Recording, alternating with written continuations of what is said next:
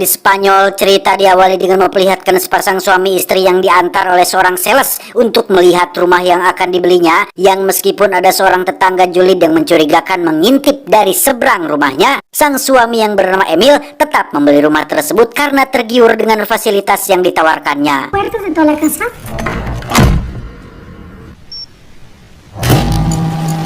Di rumah itu Emil tinggal bersama istrinya yang bernama Nina dan anak perempuan yang bernama Santi, yang karena belum bisa beradaptasi dengan lingkungan dan rumah baru, si kecil tak bisa tidur dan minta didongengkan oleh ayahnya. Malam pertama Emil tidur di rumah, ia tiba-tiba saja terbangun di sepertiga malam, bukan untuk melakukan tahajud, melainkan ada keanehan pada lampu rumah yang tiba-tiba saja menyala dan mati sendiri. Namun sebagai seorang yang logis dan tidak percaya pada hal-hal yang mistis, Emil memastikan fenomena tersebut dengan memeriksa setiap sudut dari rumahnya, yang ketika ia sampai di lantai bawah, tiba-tiba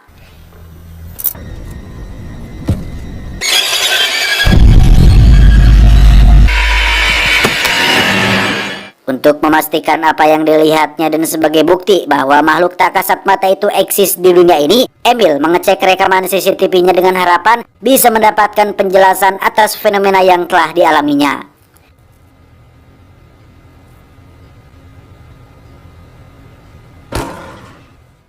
Fenomena tersebut pun kembali terulang ketika Emil yang saat itu berniat untuk jogging kembali mengalami peristiwa mistis dengan mendengar namanya dipanggil oleh seseorang yang tak ia kenal. Namun karena dirasa hari sudah siang dan matahari sedang panas-panasnya, ia pun menghiraukannya dan melanjutkan niat untuk lari keliling komplek yang kini menjadi habitat kehidupannya. Akan tetapi keanehan kembali terjadi ketika Emil berusaha menyapa tetangga di seberang rumahnya, ia malah disambut ketus oleh para tetangganya.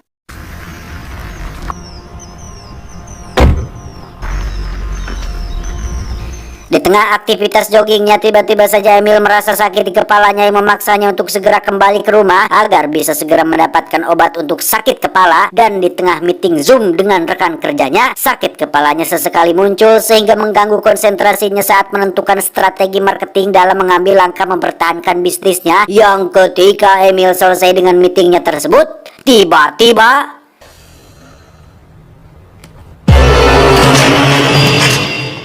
ya, akibat dari kejadian tersebut, akhirnya Emil mulai berpikir keras tentang fenomena yang ia alami belakangan ini. Sampai-sampai istrinya yang berniat bercanda dengannya harus menerima perlakuan kasar dari Emil yang terkejut setengah mati. Emiliano. Peristiwa aneh itu pun kembali terjadi di mana Emil yang sedang di kamar mandi merasa sang istri berada bersamanya, sehingga ia memanfaatkan momen tersebut untuk meminta maaf kepada sang istri atas kejadian sebelumnya, di mana si istri yang sebenarnya berada di luar kamar mandi merasa aneh dengan suaminya, lalu mendekati pintu kamar mandi untuk menguping percakapan tersebut. Tetapi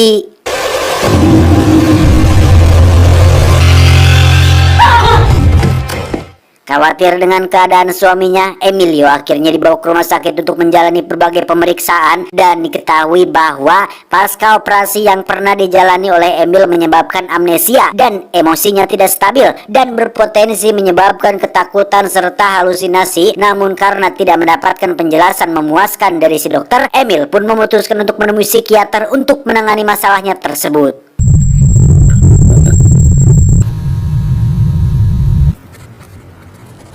Dalam pertemuannya dengan psikiater, diketahui bahwa Emil rela meninggalkan teman, pekerjaan, dan kehidupan lamanya untuk kembali ke kota, di mana sebuah insiden telah menimpa dirinya, sehingga si ibu psikiater berpendapat dengan kembalinya Emil ke kota tersebut memicu sesuatu dalam otaknya yang belum ditemukan penjelasan hanya dari satu kali pertemuan. La mente es muy poderosa. Di rumah, Emil kembali melihat tetangganya yang menatapnya aneh dan bersikap seolah menjauhinya. Karena rasa percaya dirinya perlahan mulai sirna, ia pun berdiskusi dengan sang istri mengenai penyakit yang dideritanya. Yang ketika sang istri pergi ke toilet dan Emil di kolam renang sendirian, tiba-tiba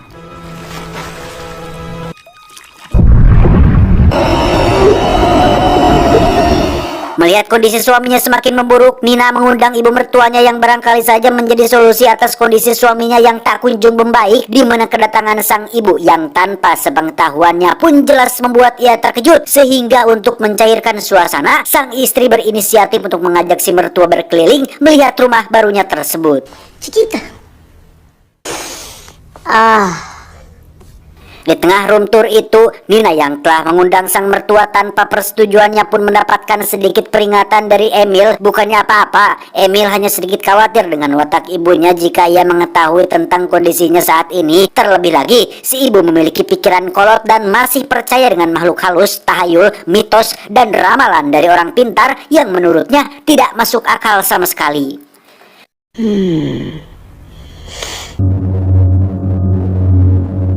Pada jamuan makan malam yang dihadiri oleh ibu mertua, Nina, anak perempuan Emil, dan Arturo temannya Emil, tanpa si ibu tak setuju dengan keputusan Emil yang melakukan riba dengan berhutang membeli rumah tersebut, di mana Nina yang baru saja akan membawa Arturo berkeliling dikejutkan oleh teriakan sang ibu yang melihat kondisi anaknya mematung karena ketakutan.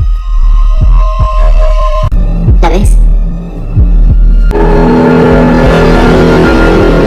Malam harinya Emil kembali terbangun pada jam yang sama yang karena dahaganya sudah tak terkendalikan. Emil memberanikan diri pergi ke dapur untuk sekedar mendapatkan seteguk air untuk memuaskan dahaganya, yang ketika ia hendak melanjutkan tidurnya, tiba-tiba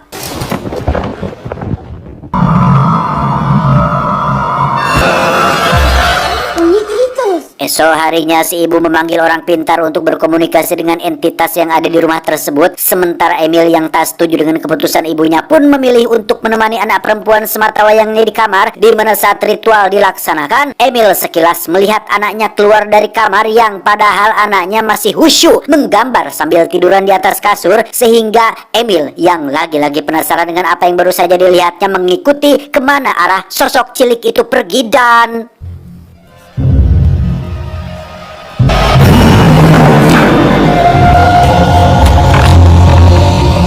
si orang pintar sendiri langsung menghentikan ritualnya setelah berkomunikasi dengan penghuni rumah tersebut, di mana dia mengatakan bahwa rumah itu terkutuk dan tak sanggup untuk menolong mereka dan hanya bisa menyarankan agar mereka turut pergi meninggalkan rumah itu dengan segera.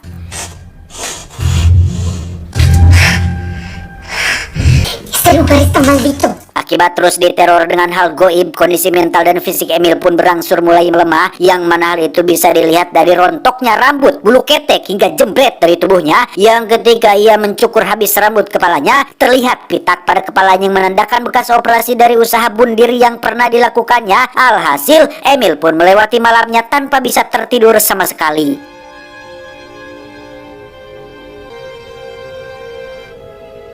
Tak ingin larut dalam kesedihan dan teror yang menghantuinya, Emil bangkit membuka laptopnya dan mencari informasi latar belakang historis dari rumah yang ditinggalinya. Namun usahanya tersebut sama sekali tidak membuahkan hasil dan developer tersebut terkesan menutup-nutupi apa yang terjadi dengan rumah tersebut.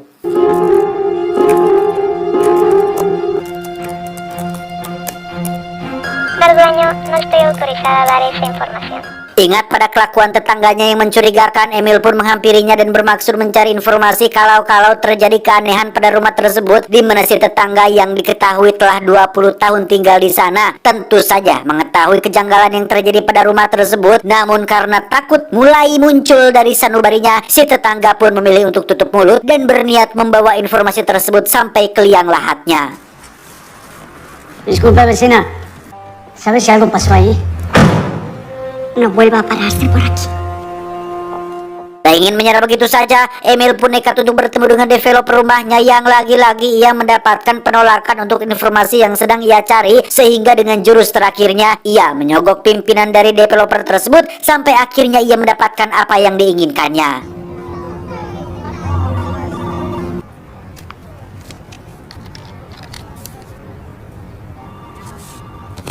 Dan Anda semua yang ada di rumah pasti akan sangat dibuat terkejut dengan fakta sebenarnya bahwa pemilik dari rumah horor tersebut adalah Emil itu sendiri. Kemudian rumah itu dijual kepada Arturo yang merupakan temannya sendiri. ¿Yo se lo vendí a quién?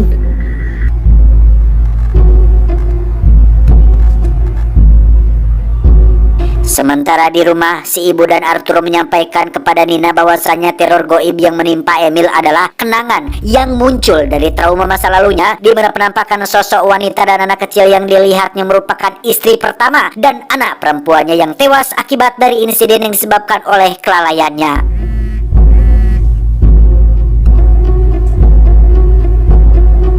¿Y entonces? ¿Por qué no se fueron el mismo día de la boda? Dari sini kita ketahui bahwa Emil dulunya tinggal di rumah ini bersama istri pertama dan juga anak perempuannya, di mana mereka berdua tewas tenggelam akibat dari kelalaiannya yang tanpa sengaja menutup kolam renang tanpa dicek terlebih dahulu. Yang akibat dari kecanggihan teknologi rumah ini, Emil sempat ditahan oleh pihak berwajib dan disaksikan langsung oleh si ibu tetangga pada proses penangkapannya. Dan alasan Emil selalu terbangun pada jam yang sama merupakan waktu kejadian di mana ia menemukan jasad dari istri dan anaknya tersebut.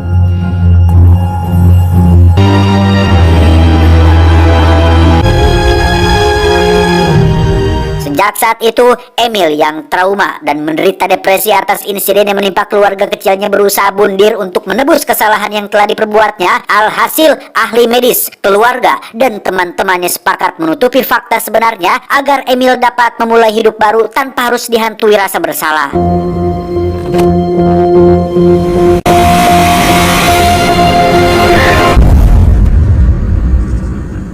Nina yang tak setuju dengan gagasan ibu mertua dan Arturo pun akhirnya berdebat saling mempertahankan argumennya masing-masing. Sementara Emil yang sudah pulih ingatannya kembali ke rumah dan meluapkan amarah pada ibunya. Cualquier madre en mi lugar hubiera hecho lo mismo. ¡Y a sufrir!